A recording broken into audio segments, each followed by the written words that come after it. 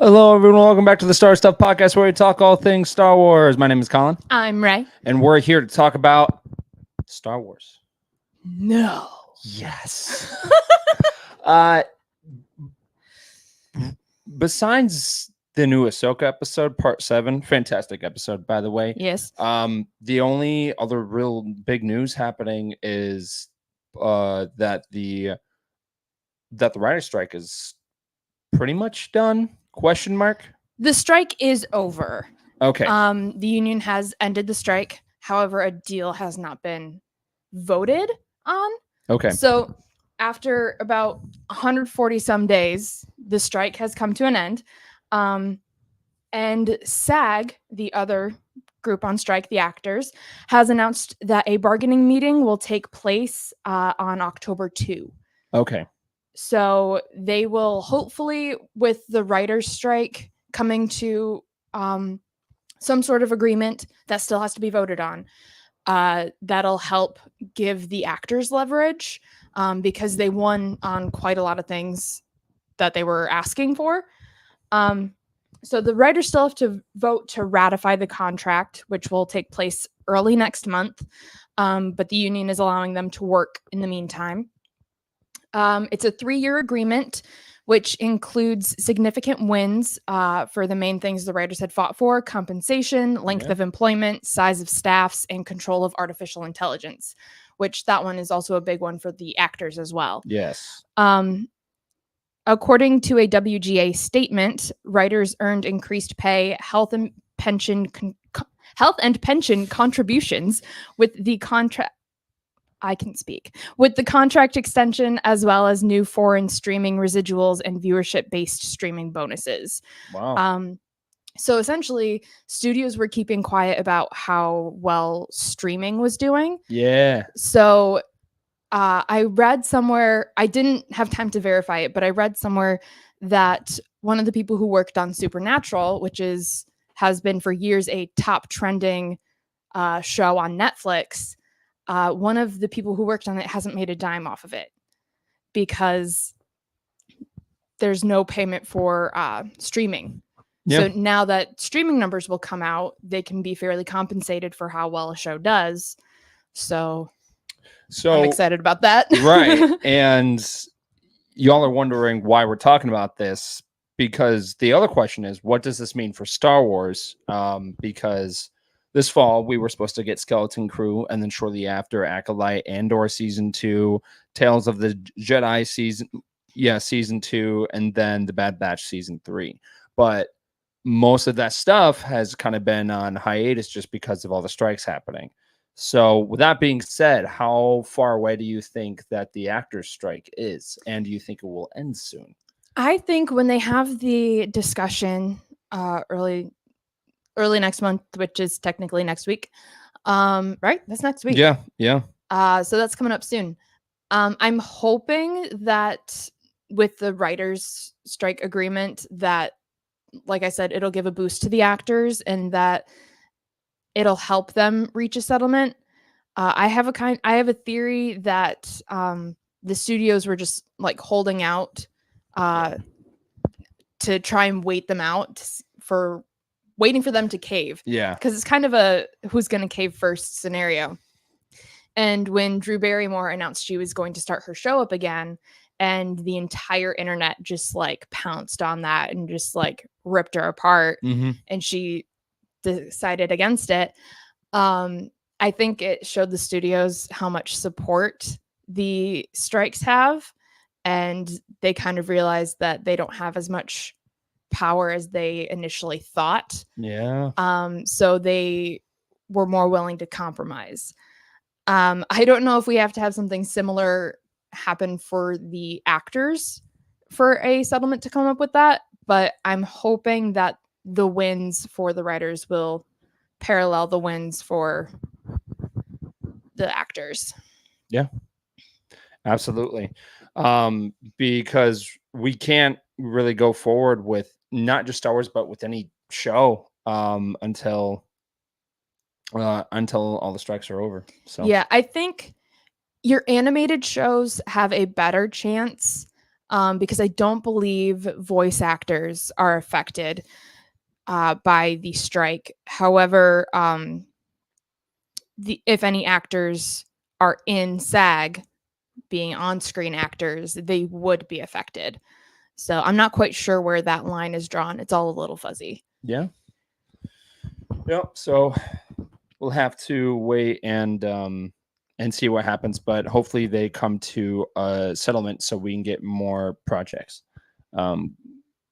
very soon, because it's weird that we're not really getting anything after Ahsoka for a while, until the new game at least. But well, gamers are on strike as well, or they're going to be. Okay, I was gonna say I knew they were talking about it, but I didn't think it was official yet. I don't know if it is official, but I think if it isn't official yet, it's getting closer and closer every day. Okay.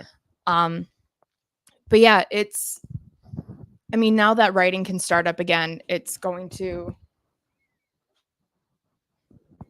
Good. Yeah. Good. Technical difficulties.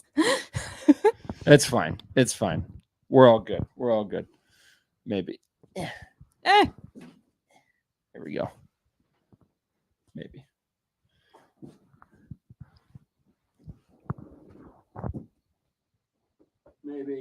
There we go. Okay. Anyways. Okay. Back to our regularly scheduled podcasting. Yes. But yeah, so for everything that you've seen in the new show of Ahsoka, fantastic stuff. Does that want you to explore that new galaxy that that they have gone into?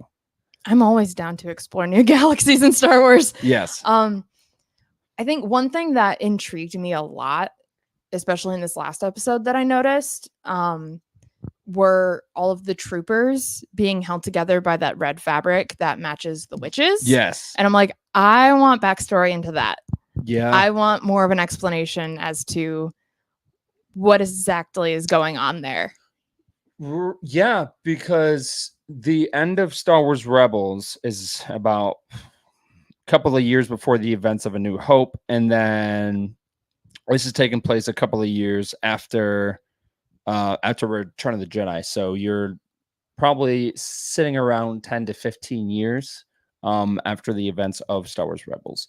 So there's a lot that has happened, including what really happened to the stormtroopers. A lot of people have theories that they're zombies, kind of, and then the Night Sisters kind of used their magic to bring them back to life. But my thing is that when we saw the ship go into hyperspace at the end of Rebels, you only saw what was happening on the bridge. You didn't see what was happening on the rest of the ship. So my guess is all those stormtroopers survived, and they just got older, and Thrawn kind of started a new empire, and he wanted a new look, and that was kind of the way that they went in. I can't explain the stormtrooper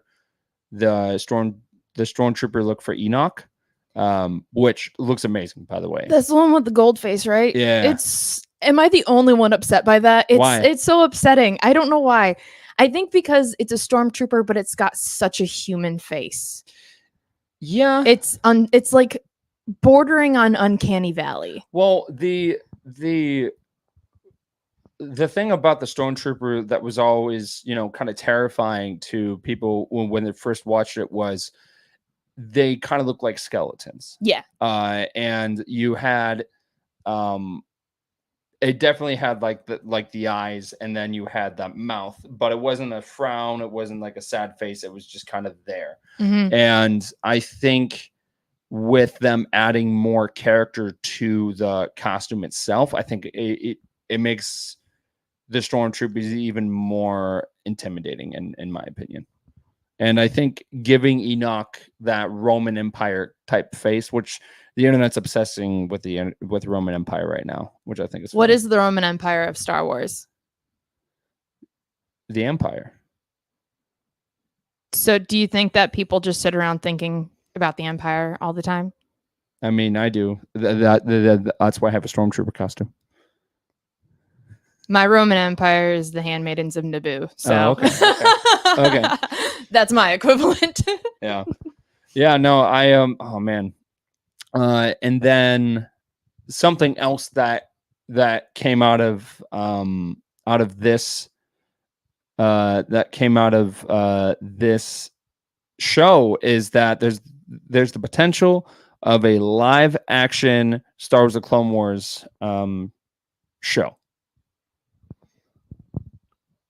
Is it bad to say I'm not Excited? into that? But what happens if we get like a cameo from Keira Knightley, Asabe? She doesn't even remember who she played in the movie, so that seems far-fetched to me. But there's this thing called money, and it's a powerful thing. Yeah. So my thinking is right now Disney is doing live action versions of a lot of their animated films. Okay. And while I have loved many of them, Little Mermaid especially, but I'll not get into that. At a certain point, it kind of feels like they've run out of ideas and they're just rewriting old material in a way. And I wouldn't want that to happen with the Clone Wars. I wouldn't want them to be like, oh, we can make money by doing this entire thing over again. Let's do it. If we got like a mini series or a one-off like short film or something that wasn't like a full movie length thing. Yeah. I think that would be cool if it added onto the story, but I wouldn't want to go back and retell the stories in the Clone Wars series. Okay. So I don't think that's what they would do. I think they would come up with new stories just happening during that time, from that time period. One of our listeners says, I want more Star Wars away from the Skywalker saga time frame. Yeah, I'm fine with that. We definitely have a couple of stories coming up. There is the show Acolyte, which takes place during the High Republic. We actually talked about that last week. And then we also have the new movie by James Mangold, and I am so excited for that. I can't wait till that comes out. And that's taking place 26,000 years, all the way back when the Force is first being discovered, and how the light side and dark side came to be, and why it's not black and white in the very beginning. Yeah, and I think, oddly enough, I think the new Rey Skywalker movie might be a good way to usher us out of the Skywalker saga. Okay. Because she's going to be starting a new Jedi, and I think that might allow us to start a new series off of the people she's training in a way. Good. Yeah. So it's not necessarily a Rey Skywalker film, but she's there training people and we're following the people she's training. Okay. And then I think we could go off with their stories in sort of a new trilogy kind of a way, possibly. And with the writer's strike over, that script should be coming soon, hopefully. Yeah. The strike started 2 weeks before the first draft was due for that film. So hopefully that means it's almost finished for the first draft and we can get that soon and get that into production, because that was slated for May of 26, I think. Of filming for next year? No, expected release of May 2026. Oh, okay. Wow, really? Oh, yeah, yes, because it's 2023 right now. right, because that was also going to be around the same time that we were supposed to get the Dave Filoni movie, and then the James Mangold movie that date was kind of up in the air, because for that movie there's a lot of pressure, because that's kind of like the birth of the Force, and that's, to me, that's a lot of pressure of making that film, because if you don't set it up right, if you don't give it a great origin story, you're going to be butchering what George Lucas kind of created. Yeah. So you have to do that story right. Yeah, you have to walk a fine line, because you want to honor the original material that George Lucas created, but at the same time, you're telling stories that George Lucas did not write. Yeah. You're building on he built this little world, and you're building thousands of pieces onto that world, and you need to make it mesh with the correct timeline. So you got to know your source material like nobody's business. Yeah. Because you don't want canon inconsistencies. Because as somebody who worked as a script supervisor on film sets where my only job is looking for continuity errors, those things drive me insane. Okay. Because you're supposed to have somebody there to specifically look for inconsistencies. And it's like, did you even do that? Fair enough. Yeah. So no, it's a great time to be a Star Wars fan, but also it's kind of like things are just kind of up in the air. So yeah. Again, there's so much potential because now we are going into a new galaxy and there's so many planets to explore. There's so much to see. The fact that we got what we have in Ahsoka is great, but I'm just wanting more. I want to know what other, species maybe that we love and adore came from this other galaxy, and maybe they kind of went through hyperspace over the years, and then finally got to our known galaxy of Star Wars, where that Coruscant and everything is, because we don't know how large this galaxy is really, except from like the small kind of star maps that we saw in a couple of the episodes of where Morgan was trying to navigate a course to the planet of Peridea. Now, this may have been said and I missed it, but the ship that Thrawn is on, yes, that ship was there, right? So his ship, the Chimera, went at the end of Star Wars Rebels. You haven't really watched Star Wars Rebels, right? No. Okay. So, and that's totally fine. Don't come at her. I mean, you can. I'll fight. So that ship is called the Chimera, and at the end of Rebels, to save the capital city of Lothal, this is going to sound really weird, but Ezra force connects with space whales called Purgle. Yes. And then they come in and they attach it. They attach themselves to the ship, and they go through hyperspace. Kind of like what Ahsoka did. Yes. Okay. But to me, there's a big loophole right now, which I'm waiting for them to answer, is when they did go through hyperspace, the window in the Star Destroyers, like, it was open because of the Purgle, like, kind of crashed through and grabbed Thrawn and kind of wrapped him like up so he couldn't escape. And then they went through hyperspace. So my first thought is, okay, they would fly out the window, or they would get, how's he breathing in hyperspace? Right. Is there oxygen in hyperspace? I am waiting for them to answer that because there's a lot to. I feel like there's some type of plot holes in there. Mm-hmm. We only got one episode left. If the episode is not around an hour, I'm gonna low-key panic just because there's a lot to answer. But also, we could get it in. Maybe that would be the opening of the new Dave Filoni movie, and I would be fine with that. But at the same time, so Thrawn's ship, yes, was taken by the space whales, yes, to this new galaxy. Absolutely. Okay. Why can't his ship just go into hyperspace and go back to the other galaxy? Because the Purgle are responsible for getting them that far. Okay, so the only way to get that far would be via space whale. Or you get a large enough hyperspace engine to get you there. And that was the point of the giant... it's like it takes too much gas. Yeah. Okay. Like, well, no, not gas, more like horsepower. In a car, you need enough speed to get to this other galaxy, because if you were trying to get there by normal hyperspace, again, science in Star Wars is weird.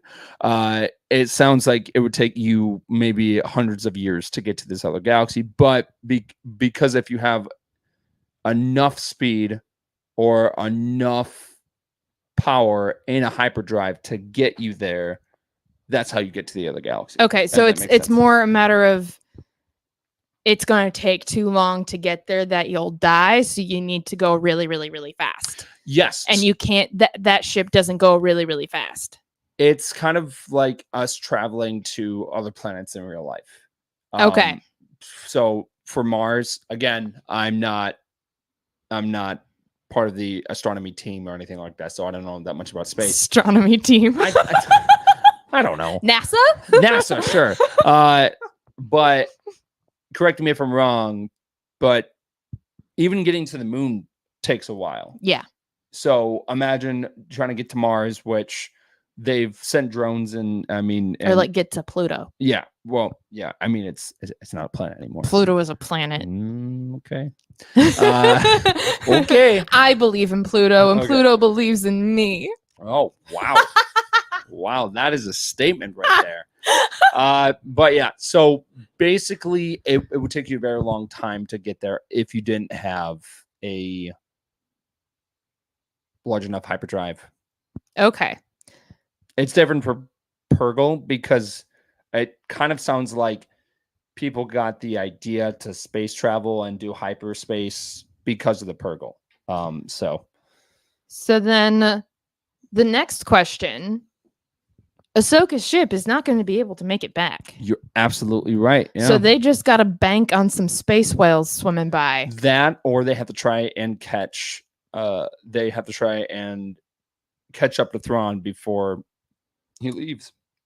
But they wouldn't be able to bring the ship. If somehow they, oh wow, I just had a voice crack. If they get to the Chimera in time and get to the hangar before it leaves the planet, that is the possibility to get there. David, which I think, maybe he's part of NASA. No, but he says, I believe three days to the moon and about 9 months to Mars with current tech. But if we're trying to get to any of the further planets, it would take a lot longer. Yeah. But you have to think this is a whole other galaxy. Mm-hmm. That's insane. So the fact that they have to use a very powerful engine and stuff. So Ahsoka's ship could get back to the original galaxy Potentially. if Huyang was operating it. Well, and he had enough battery power. I Well- don't know what he runs on. Well, yes and no, because you have to think that the other thing is about the other galaxy is you kind of have to have like a GPS knowing exactly where you need to go. They couldn't just go to Paradia or Peridia because they didn't. First off, they really didn't know where that planet was. So Second, they just have to pick a direction and drive and see where they end up, kind of a thing. Yeah. That would suck. Mm-hmm. Do you think they'll get out of that galaxy before the end of the show? I think Thrawn will. I don't know if they will. I know David and James were kind of hoping that they would potentially just keep chasing Thrawn in this new galaxy so that way we can explore this galaxy. But I'm like, the whole point of this show is hyping up the return of Thrawn. If he stays in the galaxy, to me, it's kind of boring. And I'm sorry for saying that, but this is hyping up the return of a very evil person, a villain that we fought in Rebels and in Legends. He's so intimidating, not only because he's not a force wielder, but his mind is his weapon. He is kind of who is the villain of Sherlock? Moriarty? Yes. He's like that, but in Star Wars. Wait, wasn't that actor who's playing Thrawn in Sherlock, or was that his brother? His brother? Wait, what? Which Mickelson was in Sherlock? Now I gotta give it a goog. What Sherlock? Because there's been a bunch of different versions. BBC, Benedict Cumberbatch. I don't think it's who you're talking about. I thought one of them was in Sherlock. Well, now we're gonna figure it out because it's gonna bug me. Maybe. Oh,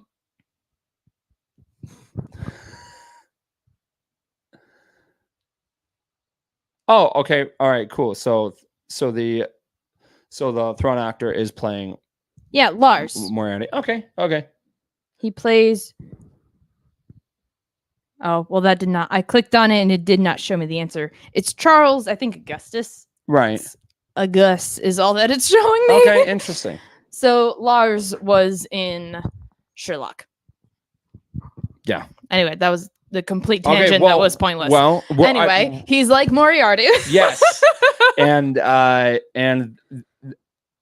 most of our villains that we have in the Star Wars shows and movies are force sensitive, or they're obsessed with force sensitive people, because you've got Moff Gideon, who was just trying to be stronger, and then he was also trying to be force sensitive as well. And now you've got this character who doesn't really care about the force in any way as much as of our past villains did. And he's just using his mind because he wants to control the galaxy with peace on a larger scale than the Emperor, I think. And I think he thinks that he could have done it better than the Emperor. I'm picking up that kind of cockiness from him. So yeah. So I think that Thrawn will return. Some people don't think he will, but to me, if the show ended with him coming in, of him coming out of hyperspace, our heroes are stuck in the other galaxy, and then the New Republic fleet is fighting the new Empire, and then Thrawn ends up kind of going into hiding so he can gather his numbers more and more followers, and like the new Empire kind of begins, not on a larger scale as the original Empire was, but just to the point of where, through when these other shows come out, maybe Ahsoka season 2, Skeleton Crew, all this other stuff will slowly kind of build up to that Dave Filoni movie of where we get that giant fight. Yeah. I mean, hey, if Ahsoka and friends don't make it out of that galaxy, that just leads us to the need for season 2. So yeah, but also they might just say, we'll save this for the Dave Filoni movie. True. Yeah. But I think something that I want out of the Dave Filoni movie is a second battle in Coruscant, but I want it to happen in the city of Coruscant, like of where we have a giant dogfight ship battle in the city. So we can see more neon signs written in Arbesh that just say milk? Yes. That's the whole point. You knew exactly why I wanted the show to happen. I need a compilation. I might just have to make it myself, but I need a compilation. Somebody out there compile all the times that milk just appears in the background, because it's everywhere. Milk is such a big thing in the Star Wars universe. Why is it always milk? The ending could be Moff Gideon welcoming Thrawn back. Interesting. If you guys are listening, please send us your comments. We would love to hear from you and your theories of how the show will end and how the Dave Filoni movie will begin. Let's hear it. But this person says the ending could be Moff Gideon welcoming Thrawn back. How do we feel about that? Because Thrawn,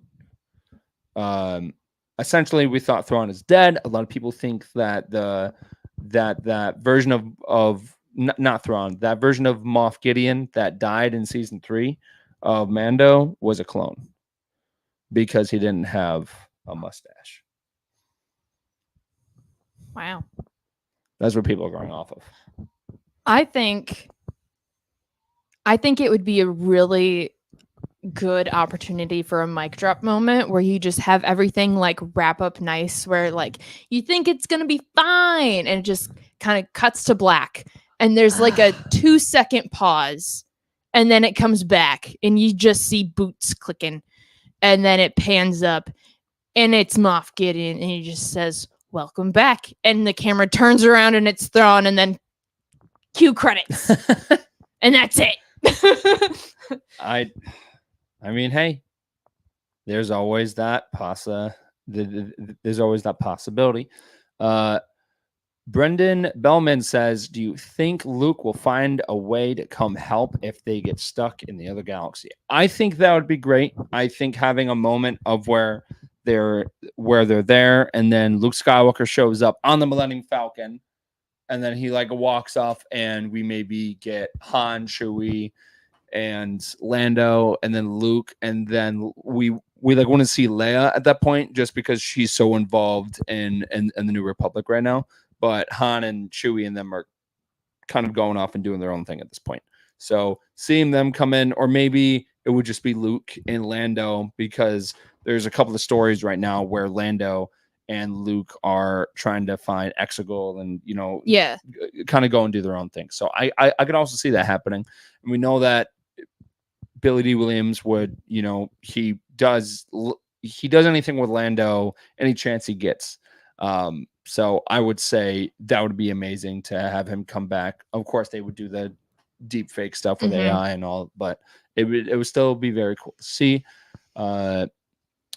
David says, feels like at this point, Thrawn makes it back to the New Republic galaxy with an Empire Strikes Back ending, but said with her hero stranded on Peridia, and now the OP'd Balin. How did you feel about Balin leaving Shin? I am so intrigued. Yeah. I have like so many ideas whirling around my head, because she's like, you're not going to help. And he's like, nah, fam, my path lies elsewhere. And she's like she's very hard to read, so I don't know if I'm reading into it, but she almost looked like emotional and like a little betrayed. Yeah. Almost kind of like she was being abandoned. And I'm like, what is in her history? But I think from the little bits that we've gotten, I think Balin sees that Shin is a little dark and very much amped up for this new empire being a Sith kind of a thing. Yeah. Instead of not a Sith, not a Jedi, which is kind of where Balin is. He's kind of just, okay, I don't want to say a loose cannon. He kind of flies in between the two, where he was a Jedi and the Jedi aren't a thing anymore necessarily. But he's not a Sith. Yeah. Yes. So to me, what's coming off for his story is that he's trying to do something bigger. I know a couple of people are saying that he kind of left her to do her own thing because their paths are going in a different way. And in his mind, he's like, I'm just going to slow her down, or she's going to slow me down. I don't need to be here for this.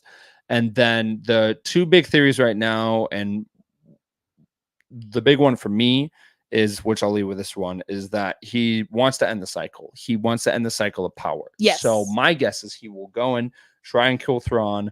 Thrawn stops him in some way. There will be some big reveal. Maybe Thrawn has another Force wielder up his sleeve that he's been kind of saving to the side, that's been on that planet all this time. And then boom, Balin dies, because unfortunately the actor Ray Stevenson passed away. Yeah. So he really can't continue his story live action, but there are other ways to do it. So who knows? I think when he essentially told her that we're going different ways, it almost felt like he's taught her all that he can. Yeah. And she wants the dark side so much and he doesn't, that he can't really teach her anymore, because they have different ideologies. That's a good, and he's not going to be able to change her mind, and she's not changing his mind.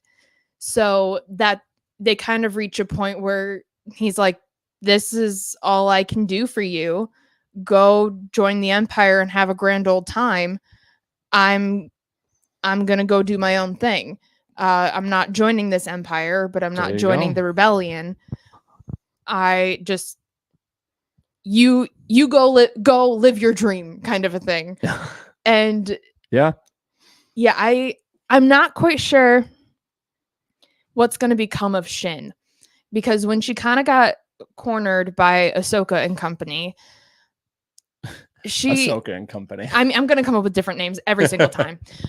So, like, Ahsoka said, "Let me help you," and I knew as soon as it cut back to her, I was like, she's not gonna Oh no. just hand it over. There's no way.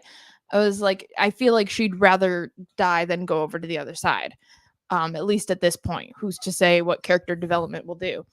But also she kind of just looked like a scared kid in that moment when she just turned around and ran. Yeah.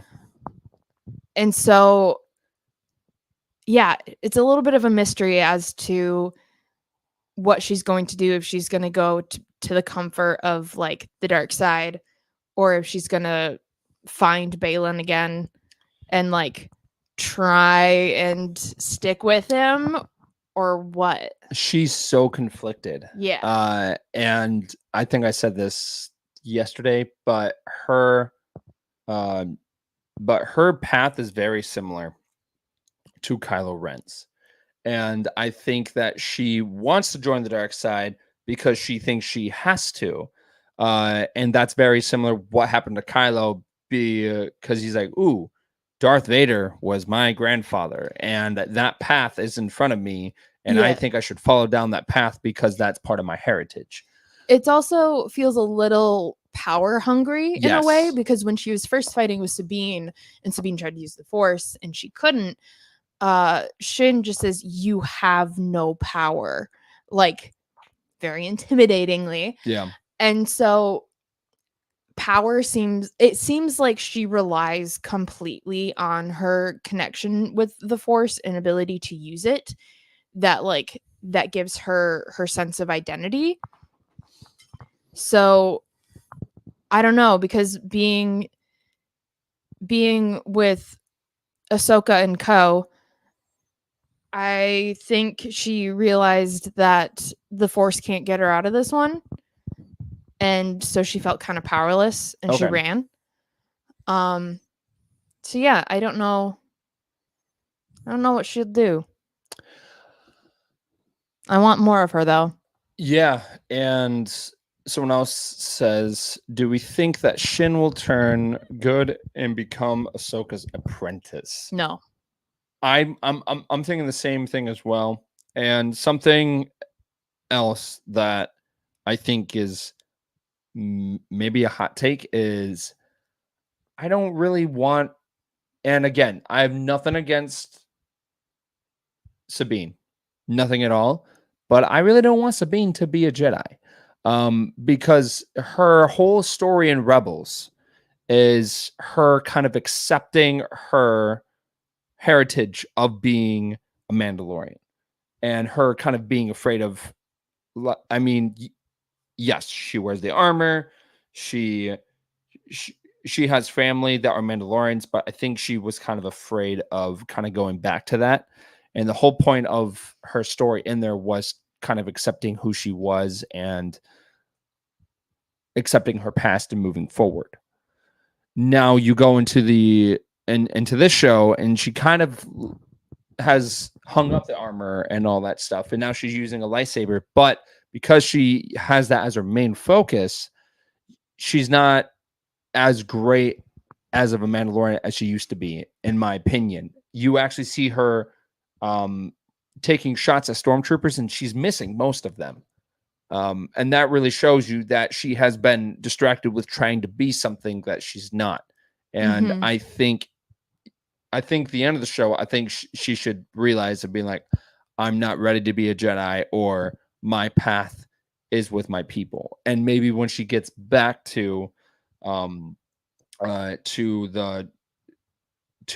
known galaxy, she, has a talk with Ahsoka and Ezra and was like, this whole Jedi thing is great. It's not for me though. My path leads elsewhere. And it ends with her going to Mandalore, talking to Bo-Katan, and then she's with her people, and then she becomes a better Mandalorian because of it. I think that would be a great thing for her character. I know David wants her to be a Mandalorian Jedi.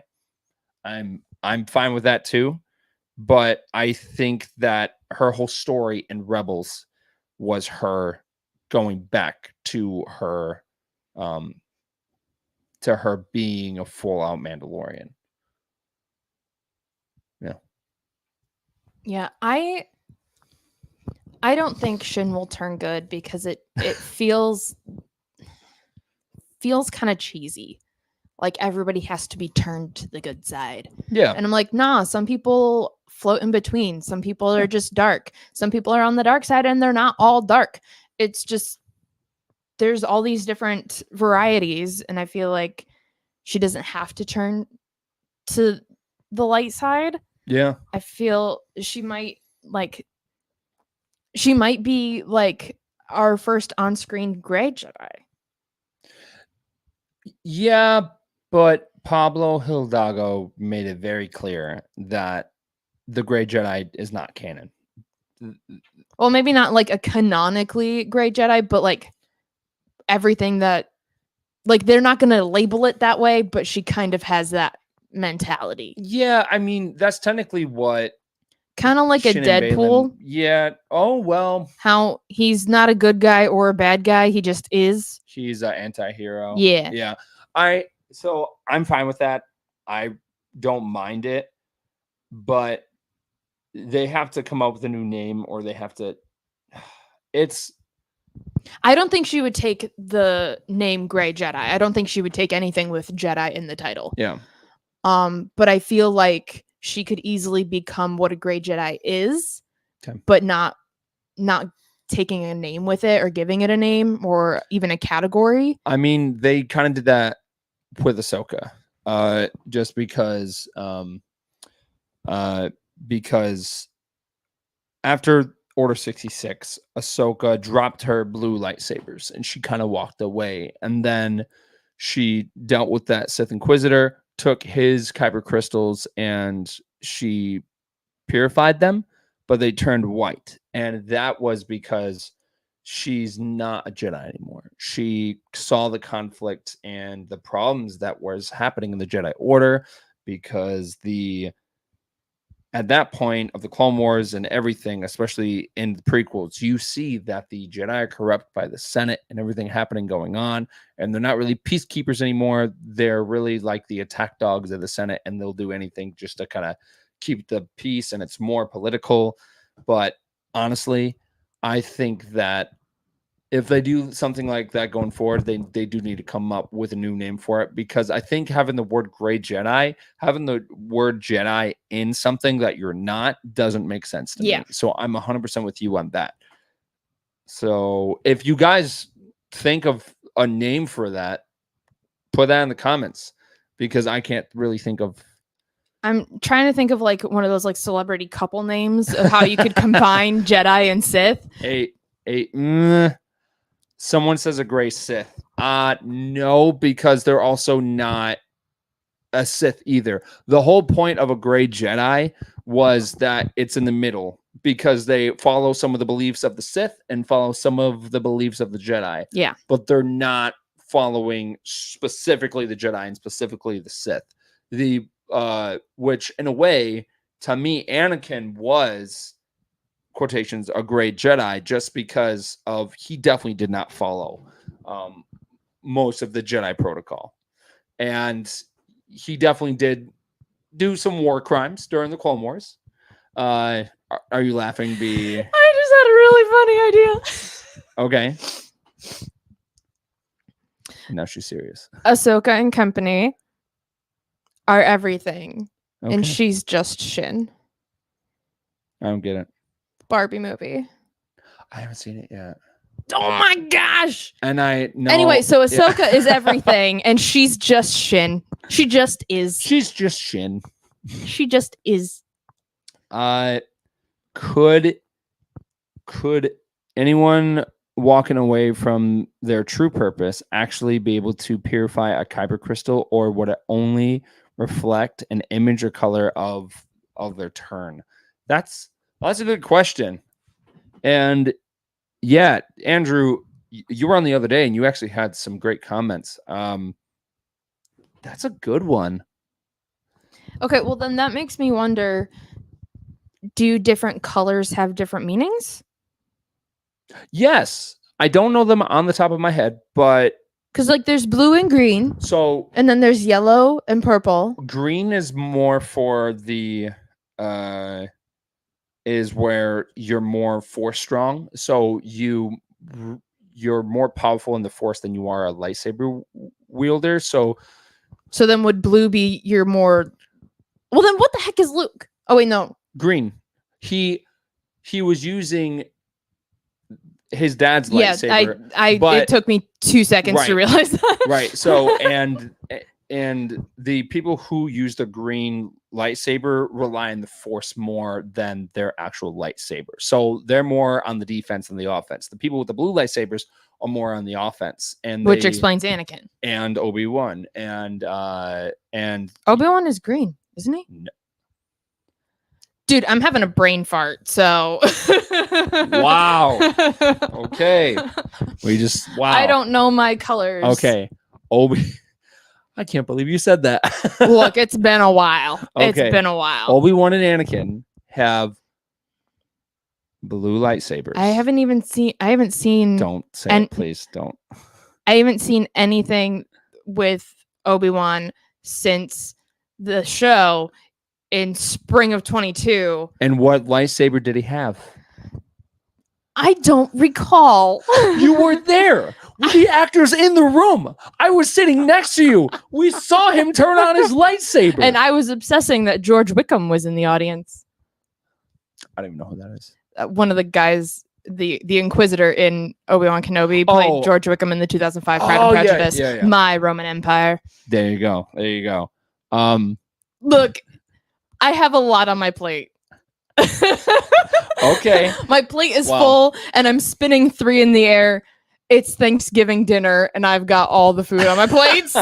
Okay. So the blue I just dropped one. lightsabers. It's okay. I dropped one. So the blue lightsabers mean that you use the force, but you are really on the offensive side of things. Okay. So you charge into battle. You are very good with the lightsaber.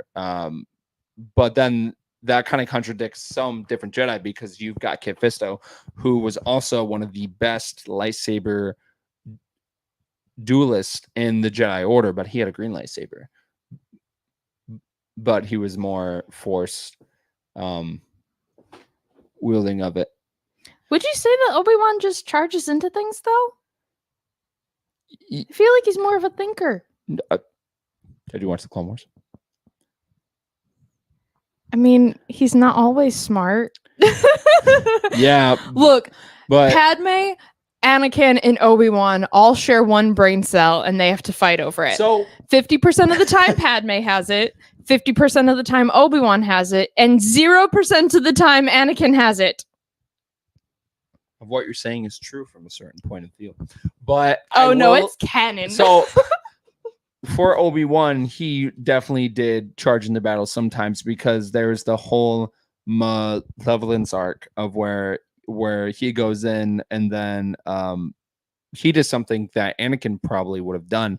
And I know that his teachings come off sometimes as, Anakin, don't do this, but then Obi-Wan does exactly what Anakin, does. Do as I say, not as I do. Yes, yes.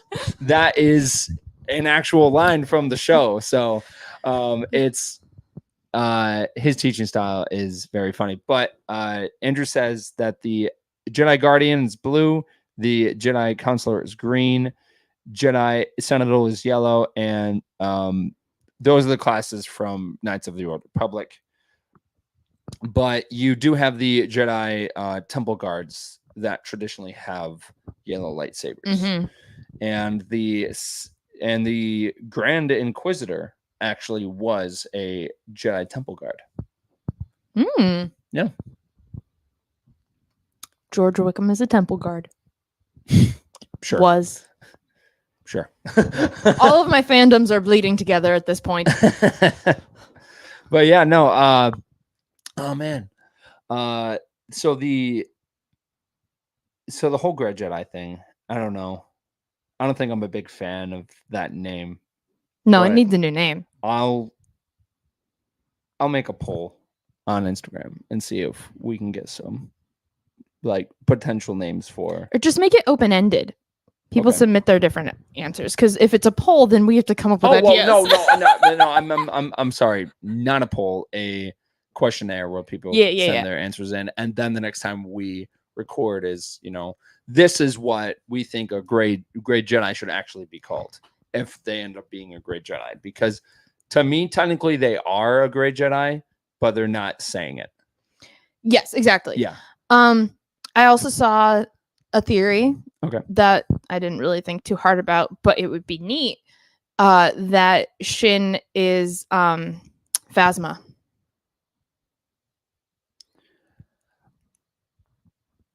The timeline works, but I don't know that anything else of it does. But she would just no, that doesn't make sense, because only if she stayed with the Empire would that work out. And would she just conceal her Force abilities and just kind of hide them away? Because one of the biggest disappointments about the sequels was Captain Phasma was built up to be this big character and was like, oh my gosh, like, wow. Captain Phasma and Finn. Yep. But Captain Phasma got less screen time, and then she's in The Last Jedi for a bit, and then she dies? Yeah. Well, she falls, doesn't she? She just falls. And when I don't think she's coming back. Well, in Star Wars, when you fall, you don't always die. Right, but the fact that there was a hole in the bottom of the ship, she probably flew out into space. And there was already a hole in her helmet after that. Well, because Palpatine fell. You didn't see the body. He came back. But he was Force sensitive, and he put his... Luke fell. So Luke... You didn't see a body. He came back. He fell after Vader chopped his hand off. Well, yeah, but that's different. He fell. Darth Maul fell. He came back as a Robo-Man. You are missing a big element out of all these people that you just listed, which they're all Force sensitive. Captain Phasma is not Force sensitive. Well, they fell and they didn't die. Yeah, Han Solo got stabbed in the chest and then the planet blew up. Do you think he's alive? I mean, maybe. No. No, I know he's not. But he didn't. You saw a dead body before he fell. He died before he fell. Captain Phasma is dead, Ray. No, I know. I'm just saying. Let it go. Let the past die. No. I'm just saying that when you fall in Star Wars, that doesn't necessarily mean you die. Mace Windu, he could be alive. He fell. Actually, that is a real theory, though. Thank you. He fell. But he's Force sensitive. But he's Force sensitive. That's the difference between all the characters that you're comparing to Phasma. Who's to say? She is not Force sensitive. She's not. She's not. I think we'll just leave this as a who's to say. No, it's not a who's to say. You're wrong. I'm sorry. No, I'm not saying she is, but I am saying that if we don't see the dead body, that doesn't necessarily mean they're dead. Okay. Somehow, Palpatine returned. That's a whole thing. And I love how they said that in this episode, because Hezra was just like, and the Emperor's dead, and Sabine was like, that's what they say. And that's a clear nod to not really explaining it in Rise of Skywalker, where Poe's like, somehow Palpatine returned, and then they just didn't elaborate on that. And then you have to find out in the comic book story, and I believe it's one of the Sabe. Yes. Yeah. So in the collections, the first one has Sabe appearing in it, and then there's this big battle on a planet where Vader faces off with the Amidalans, and then he leaves and goes back to Palpatine, and Palpatine's like, you let somebody live, I'm gonna torture you. And then he goes on off this tangent where you see a bunch of cloning stuff. I skipped that one because it did not have Sabe in it. Well, in that comic, and I think it's hilarious, is that he goes to Exegol. He sees everything that the Emperor's planning. Yes. All of these star destroyers, like under the ice, all of that, his like clones with like, that are being prepped and all that. And does not tell Luke. And does not tell Luke.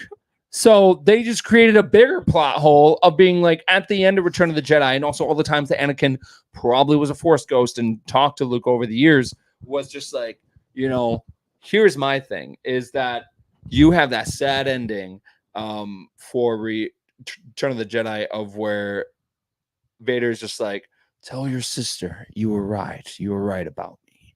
But also on Exegol, on this planet, there is a bunch of like stuff. The Emperor's probably not dead. You should check that out. All right, I'm peacing out. Bye. Like, yeah, well, okay, so he's on his deathbed, for lack of a better term. but he comes back as a Force ghost. One time he shows up to a party in live action, but in the books and stuff, and including Legends, he came back and talked to But Luke. have those books been made canon? The one of where he actually comes and helps, which I haven't read yet, but I did skim a section of where Ghost Anakin saves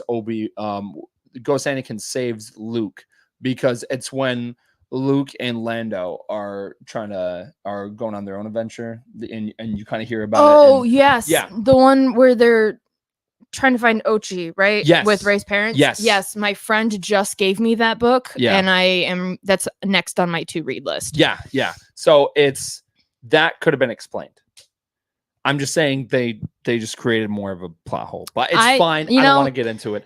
Anakin is not the brightest lightsaber in the package. You take that back. He lost out on the brain cell fight. But he did so much during the Clone Wars. Why on earth are you attacking all the good things? I'm not saying he's not talented with a lightsaber. I'm saying he's not always bright. Well, yeah, but he charges headfirst into things and does not think. You cannot say that I'm wrong. Of what you're saying is true from a certain point of view, just because of the fact that he learns from his mistakes. And he definitely gets better at the end. He definitely gets a lot better at the end. He does. At certain points, he does. He has his moments. Not many of them, but he has them. Okay, fine. I'll allow that. Okay. Andrew, you guys are awesome. Thank you. Palpatine's consciousness and body were cloned before his death. How do you think the depiction of Thrawn so far? So yes. And we actually see hints of that in The Mandalorian, because we kind of see Thrawn not Thrawn. We kind of see Snoke in his cloning tube in season 2 of Mando. Yes. On Navarro, and they're like, "What's going on with this?" And that was also the same episode where we saw the green shirt jeans with watch the guy. Apple Watch. Yeah.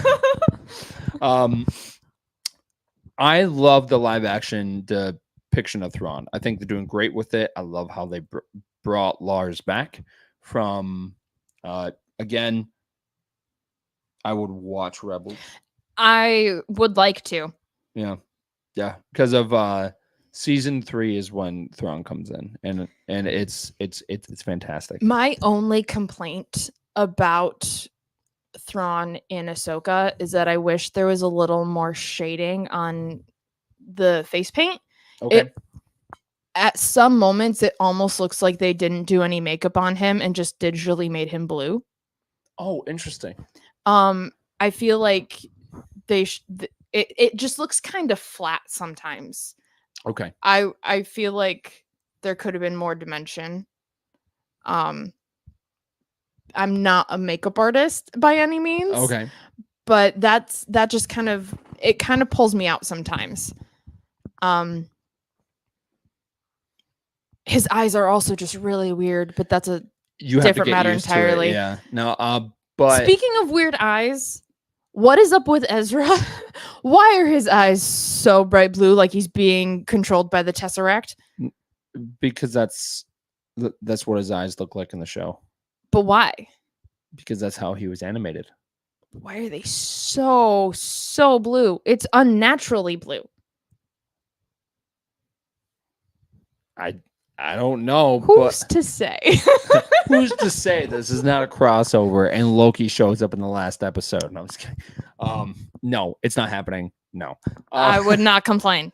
I'd have a lot of questions, but I would yes. not complain. Yeah. So no, I am excited I'm excited, but kind of low key nervous for the season finale just because It's just one episode left, right? yeah, it's the last episode, and if it's not at least an hour, I'm gonna low key panic.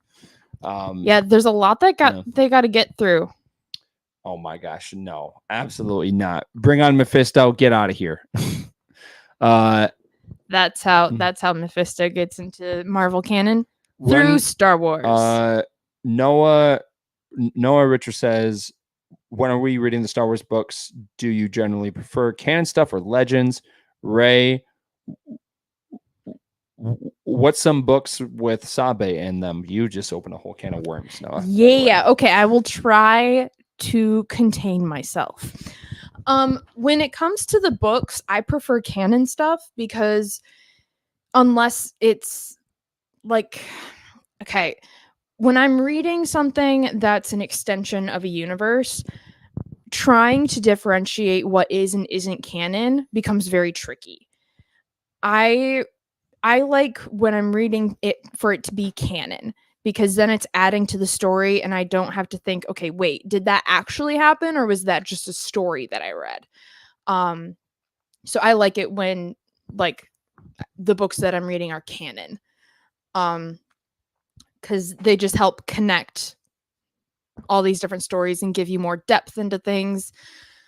So I am not I haven't read any Legends content, but I wouldn't necessarily be too interested in it because my brain would have a hard time keeping track of what is and isn't canon. Well, the other great thing is, two great things is a lot of the legend novels and all that stuff is actually pretty cheap at any store where you can buy books. So over at Barnes and Noble or comic book stores, if they're there, they're probably cheap just because it's not the main canon stuff anymore. So they're at a lower price. So if you're interested in reading those books, I would go and get them because they're probably going to be the lowest price you'll ever find them at. You could also support your local library and get it for free. Absolutely. You could, or you could go to a bookstore and then you could add it to your collection because there are collectors out there. This is true. But I feel like if they're a collector, they would have already been on this. Yes. Go and support your local libraries. Okay. And then books with Sabe. So there is a series. It's not technically called this, but I call it the Queen's Hands trilogy. Someone asked E.K. Johnston, the author, if she had to name the series, what would it be called? And she said the Queen's Hands. So it's basically the Padme trilogy. There is Queen's Shadow, Queen's Peril, and Queen's Hope. The first two you could read in any order, really. The first book takes place during episode 2. The second book takes place during episode 1, okay. And then the third book is episode 3. So they focus on Padme and her handmaidens, specifically for the one during episode 1. It kind of sets up a little bit before it, the events of episode 1, and then it kind of ends with the Trade Federation battle and all of that stuff. Yeah. You get more insight as to what's happening on the planet during that invasion, because the film follows Padme and Anakin and Obi-Wan and Qui-Gon and everything, and you get more information about what's happening back at the home planet.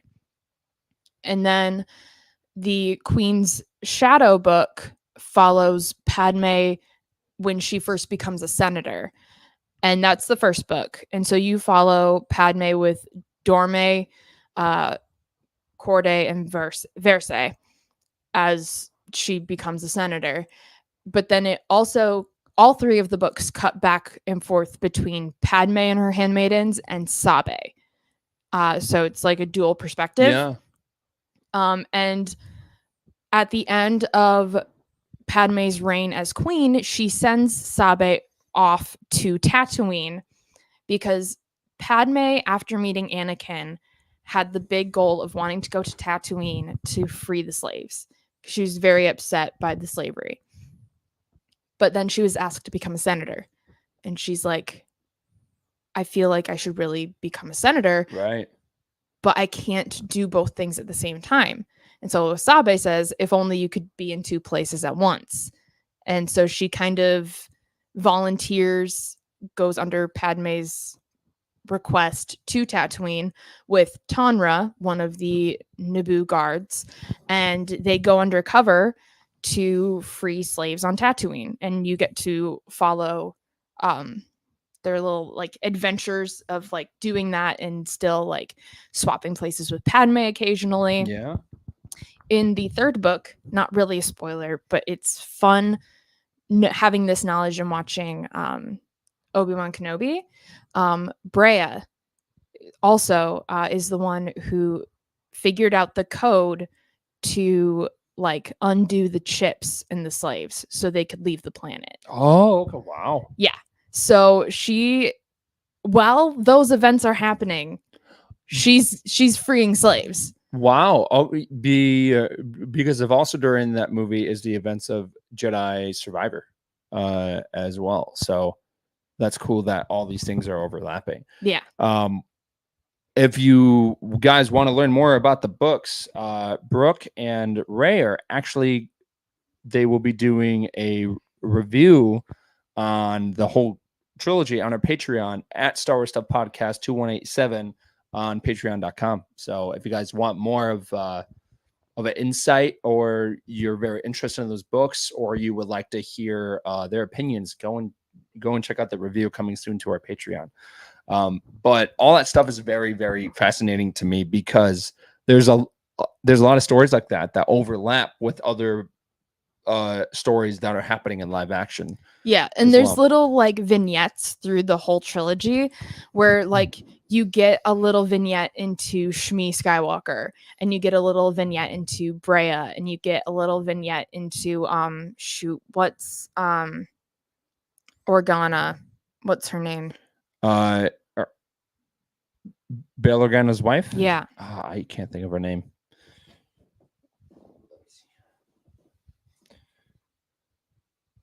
Is that Brea? And I'm mixing up the names. Hang on. No, Beru, not Brea. Oh, and Beru. Oh, Brea is wow. Right. Wow. Right. So Brea Organa is separate. When I was saying Brea, I meant Beru. Aunt Beru is freeing slaves on Tatooine.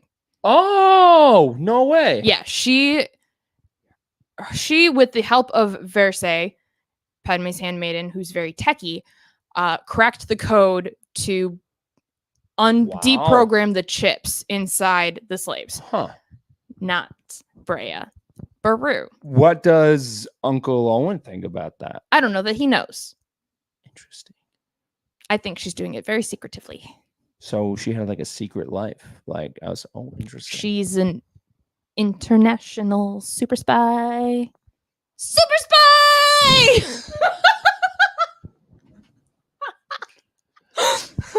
Yeah. I'm a professional. You gave me a microphone and we're sitting on a couch in person. It was gonna be chaos. It's so great. We're on a couch. We got mics.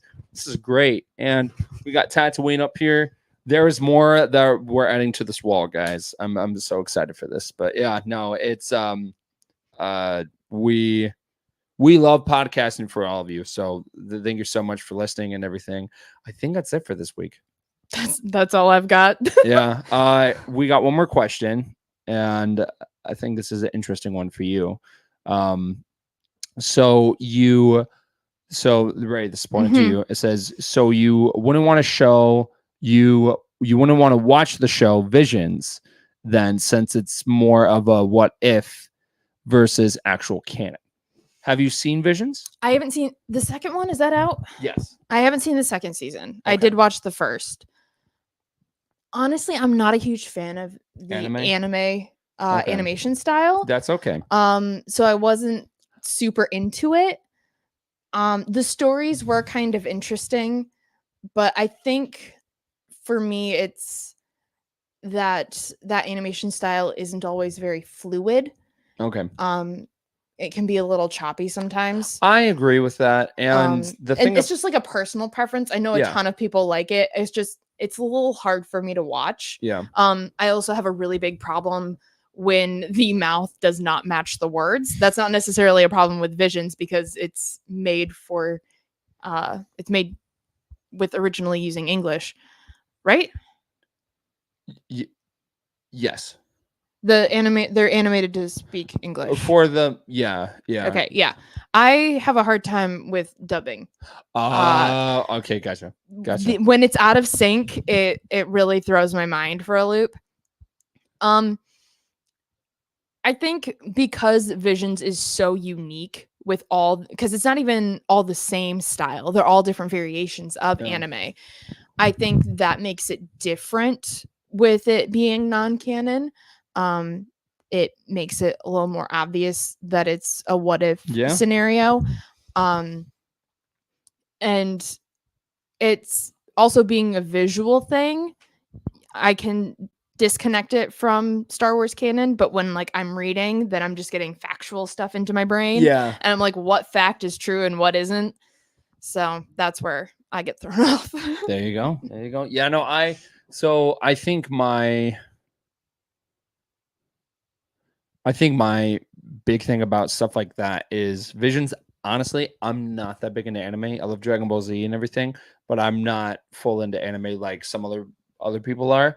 I thought the first season was interesting. It was a very different take on Star Wars, but the second season of Visions is actually really good. And I felt there were a lot of stories in that season that were, to me, I think would be great as a canon story. There are some stories in there where I'm like, that would be awesome if that was canon. So hopefully going forward, we do get more stories like that, just because the point of Visions is that you are seeing different points of view of Star Wars from different characters, but also different animations in different countries. Mm-hmm. So each episode of Visions is from a different country most of the time. So it's awesome to kind of get that depiction from different countries of what Star Wars means to them. Yeah, it's very interesting to watch, and like I can appreciate it. I'm just not really a huge fan, but I think the concept is amazing. Absolutely. I just wish I was into that. Fair enough.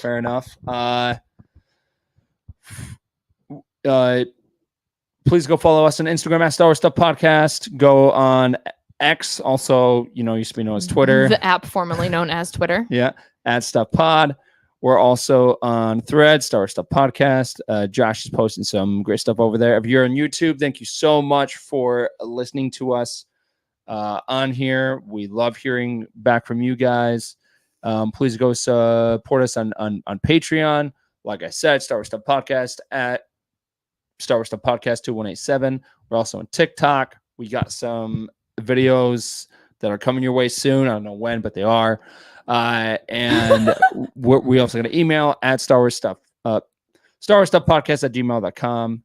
We also have a Facebook group, Star Wars Stuff Group, and Star Wars Stuff Podcast page. Please go on Apple Podcasts, give us a review. We love hearing back from you guys. We have a website made by the great Ray. Hello. StarWarsStuffPodcast.com. It's got all of our bios on there. It's got a link to Patreon, YouTube, Spotify, Apple Podcasts has got all of the links to everything on there. Go and check it out. We're on Twitch, Star Wars Stuff Gaming, and that's it.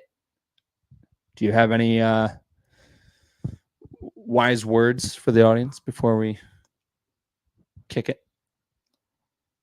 Max Rebo only has 2 legs. May the Force be with you. Always.